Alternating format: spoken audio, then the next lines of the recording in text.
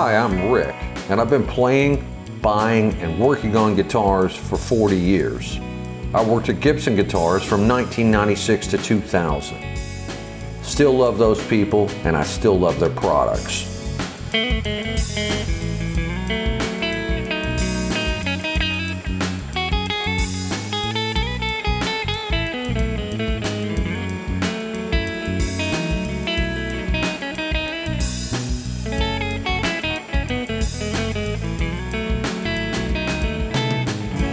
During my time there, I learned that this guitar, the Gibson SG, was originally designed for Mary Ford, Les Paul's wife and collaborator.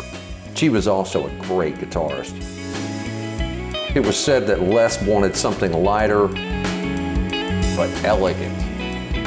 When I first arrived at Gibson, I'd been gigging every week for about 10 years. I thought I really knew something about guitars. Boy, was I in for an education. Before I could drive, my older brother took me to pawn shops and music stores. He was a drummer in a working band. I had relationships with most pawn shops and music stores from Nashville to Fort Campbell since I was a kid. Today we're going to be talking about one of my favorite guitars, the Gibson SG. I always knew this guitar was pretty rare because I haven't seen any firebrands like this in Pelham Blue. I'd only seen the walnut colored ones. Turns out Zakk Wylde, his first guitar was a Pelham Blue SG. Zakk sold it in '83 or '84. Then it come up on the internet for $181,000. The price was negotiated way lower, and Zakk finally got his first Pelham Blue Firebrand SG back. Congratulations, Zakk Wylde, for getting this guitar back. He knew it was good. Stick around, and I hope you'll enjoy the show.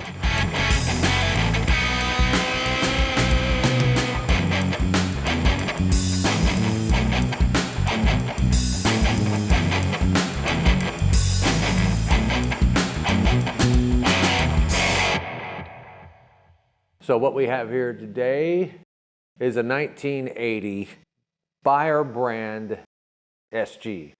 Nothing special. This is a workhorse guitar. This is one of my favorites. It's not so collectible. It's not that it's worth any money. It's just a great guitar that has a variety of tones in it. Pelham Blue was the original color of this in 1980. It was an odd color for this Firebrand model. But what happens is yellow and blue make green. So the top coat of lacquer turns yellow, and the guitar originally was blue. It's an SG special, technically, if you ask me. But what's so cool about it is it's got an ebony fretboard. Ebony's hard to come by now. Ebony fretboard speaks quickly. Rosewood is soft, and maple is somewhere in between. This was a very solid chunk of wood for back in the day.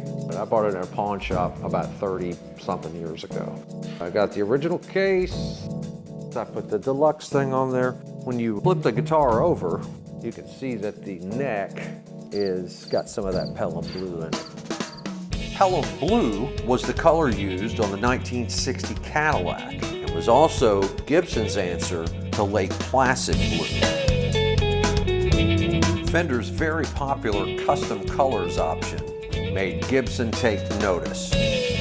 Lake Placid Blue was a metallic paint offered on the 1957-58 Cadillacs and used by Fender in 1960. Fender was using the Motor City's paints and color palettes. Gibson, based in Kalamazoo, Michigan, followed suit. Now, my friend Todd Money worked on this guitar for me. He had way more skills that I didn't have. We were working in warranty repair, and I was like, how does Jimmy Page get such a trebly sound out of his Les Paul? And he's like, oh, well, he's probably got the wires reversed. Jimmy Page modified his guitar to be out of phase. He'd have it in the middle. In the middle is a big phase canceling switch, because what we did is we reversed the wires on these two right here So when you put it in the middle, they're way out of phase. So it gets real trebly and real nasally. So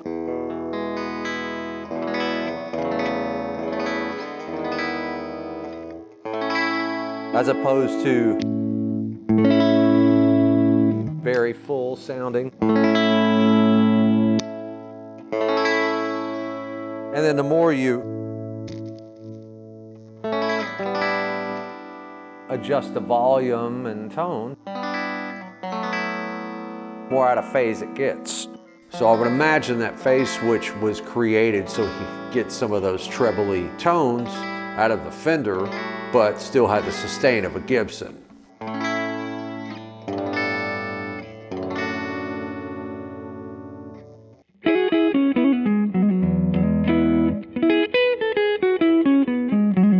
So some of the top SG players ever, we got to mention Angus Young, AC/DC, Eric Clapton, Tony Iommi from Black Sabbath. I'm a huge SG fan. I mean, Robbie Krieger from The Doors. It'd go on and on and on and on. You'd probably be easier to name guitar players that don't play an SG. Famous ones like Pete Townsend, Carlos Santana. I mean, Hendrix even played one. They're just really versatile guitars. So SGs started out as a Les Paul. Les Paul was the signature artist for Gibson at the time. The Les Paul comeback to him, similar to this, it was a lighter weight, and he did not like it. He did not like the designs.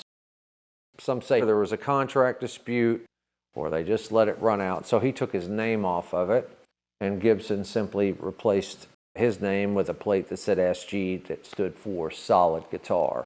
So SGs are great fun. I really like them. And as this guitar, the neck is really what I would call a fast neck. It's very easy to play faster on this because of the slick ebony board.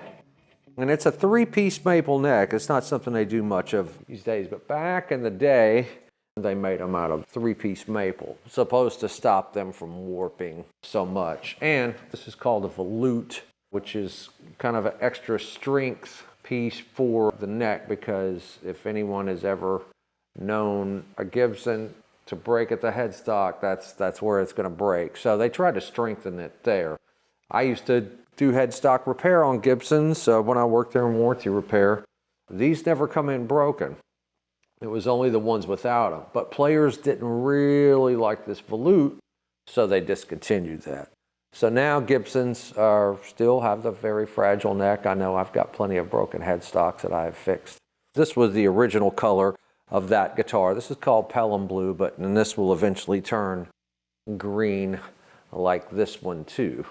Besides the color, pretty much what the original SG kind of looked like. And we're going to break out the fuzz face here a little bit on these SGs. You get some of these old classic tones. This is a little miniature Dallas Arbiter fuzz face made by Dunlop now, but it sounds pretty much like the old vintage ones, but it's tiny footprint on your pedal board. It's pretty cool. I got this from Lloyd down at Mom and Dad's Music. I've had a lot of fun with it. When I was younger, I assumed that fuzz was created by or for the Beatles or Rolling Stones or Jimi Hendrix or something like that. I surely thought it was a British invention for rock and roll.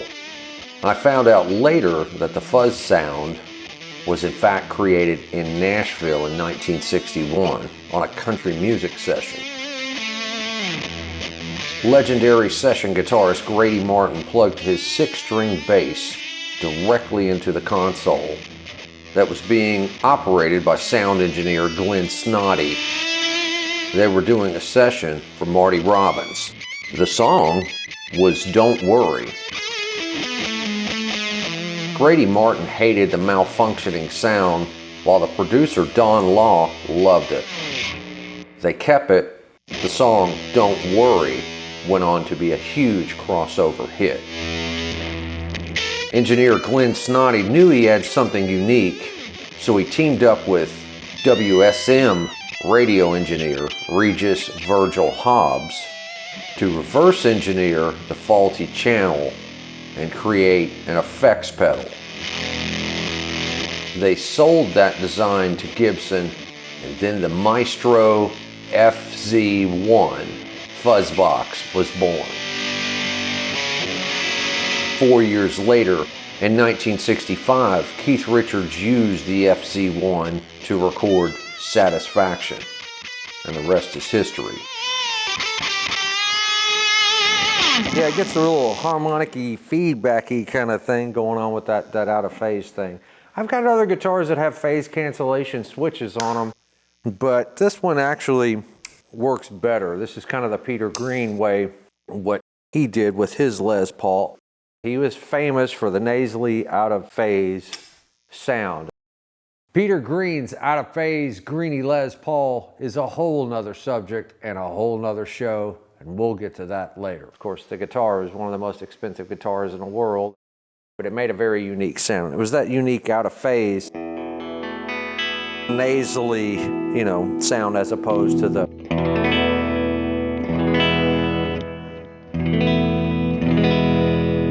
more full-bodied, so you can hear how a lot of the low end drops out. And the more you play it, the harmonics are different every time. Especially if you're playing lead.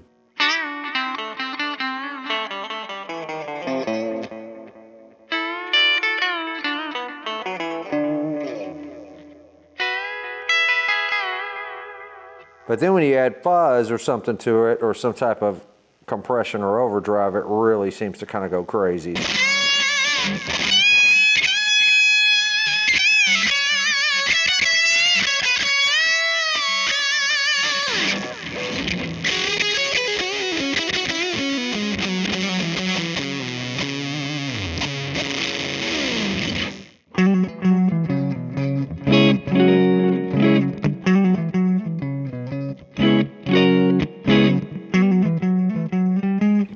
Terry Kath of the band Chicago played an SG. Jerry Garcia, the Grateful Dead, Frank Zappa. But one of the most overlooked SG Les Paul players who was an early adopter of it was Sister Rosetta Tharpe. I've always heard her name in the pioneering sections of rock history books, but I never heard her play. I discovered Sister Rosetta Tharpe at Stax Records Museum about 10 years ago in Memphis. They had a video of her playing. She was an early adopter of lead guitar techniques that were unknown to most of us. Her SG with distortion predates a lot of our English counterparts. She was a great guitarist, singer, and a captivating entertainer. Her roots were in gospel and blues, jazz. She has influenced some of the all-time greats. But in 1964, when she did her European tour with Muddy Waters, with her distorted SG Les Paul Custom, British musicians took notice. Jeff Beck, Keith Richards, and Eric Clapton cited her as an influence.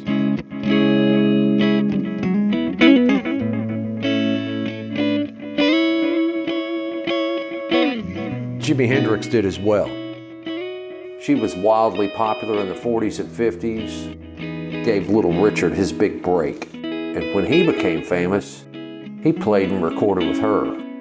Sister Rosetta Tharpe, the godmother of rock and roll, should not be forgotten.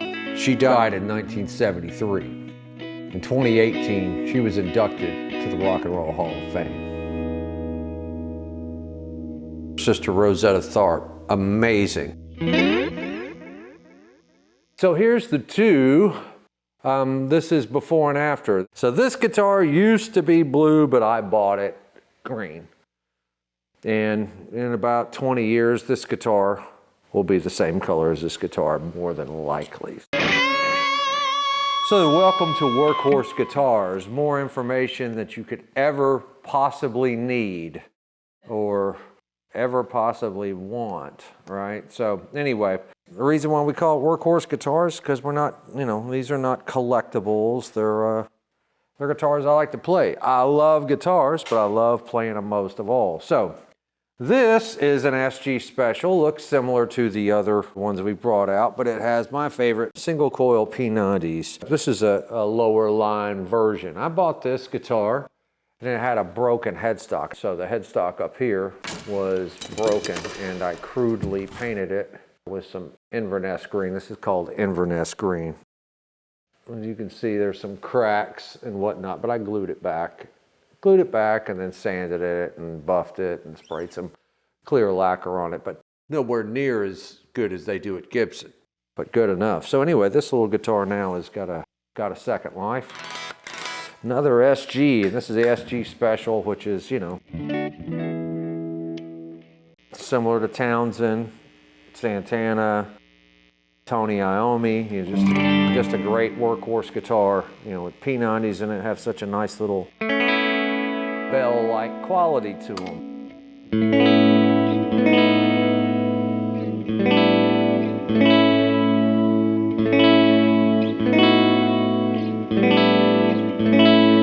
Inverness green, another Cadillac color.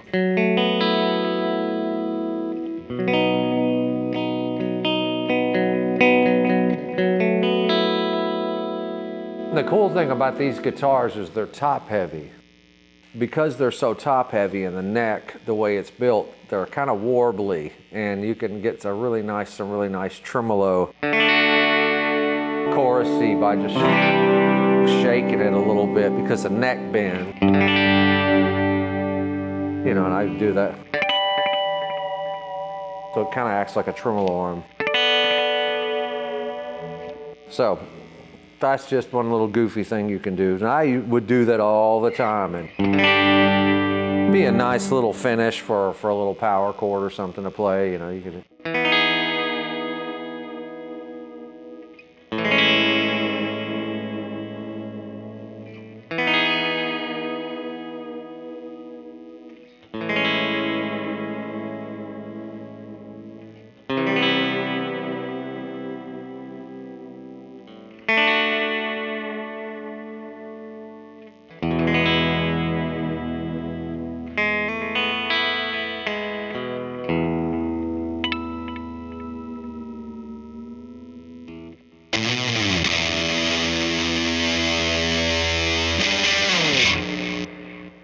And that's the only bad thing about P90s, they're very noisy. They're noisy when you put a little overdrive or anything to them. I'll show you if you don't know. Most people that play guitar do know about the noisy P90s, but so you hear that 60 cycle hum through there. Originally, they used to think that it was the lights that caused that. So for several years, they just made single coil pickups.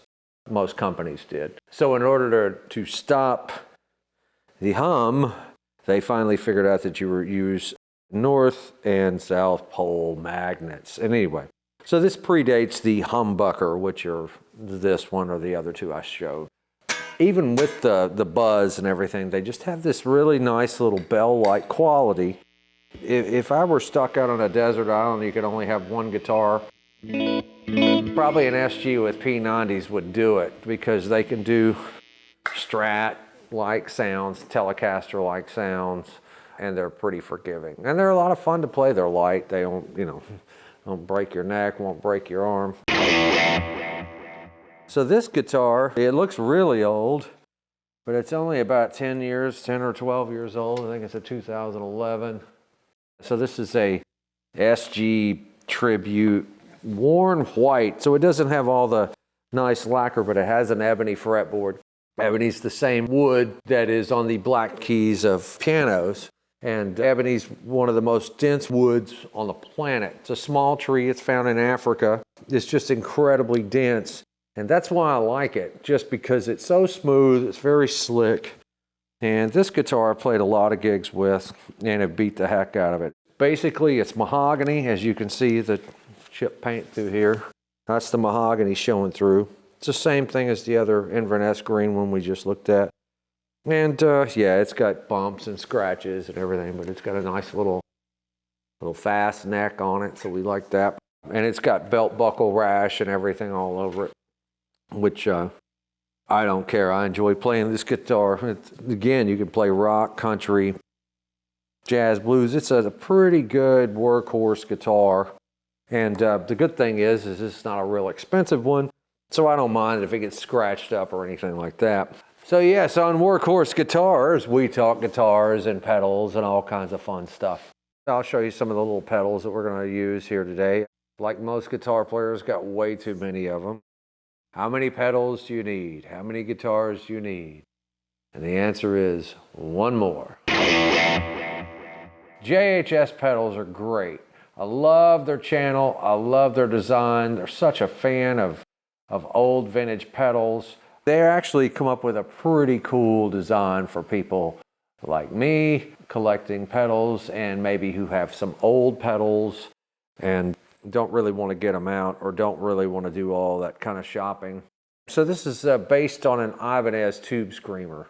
Ibanez Tube Screamer TS9, all of them, from the 70s all the way to the 80s. What JHS Pedals has done is they've put all 9 versions of the Tube Screamer into one pedal, so you can just flip around. You've got the 70s, 80s, and all the different model numbers, and it's really cool. It's a lot of fun. They do this with a lot of pedals. They bring a bunch of them together like that. We're going to play with a little bit of distortion here. That's kind of what SGs are known for. Time for some old man music.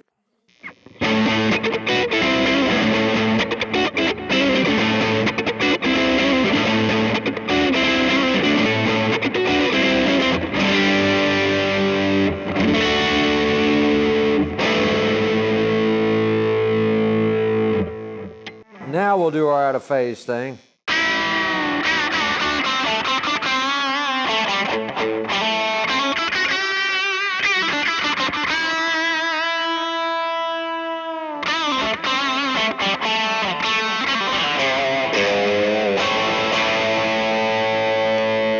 Yeah, when you hit 2 notes, they really, with that phasing thing, it really goes nuts.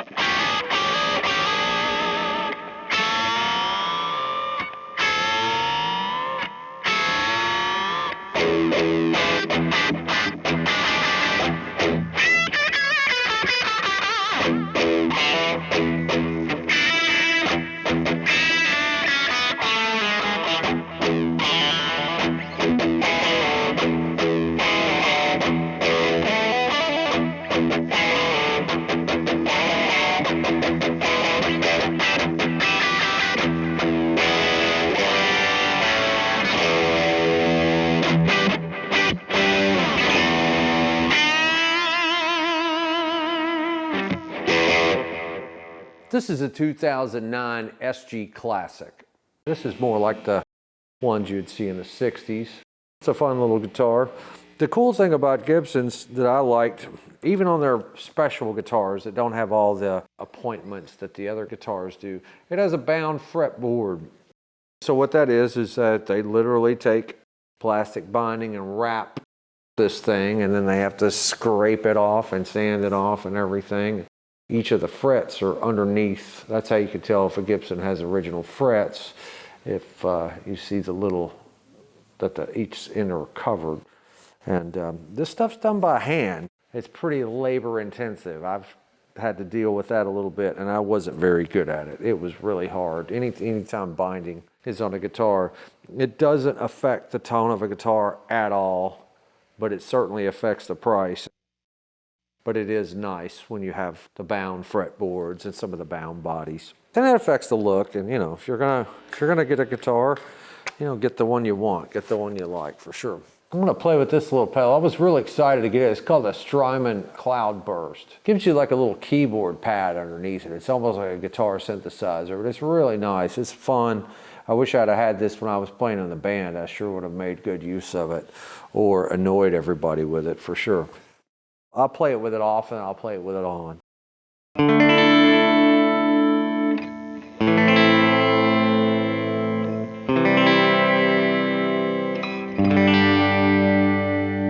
now with a Cloudburst.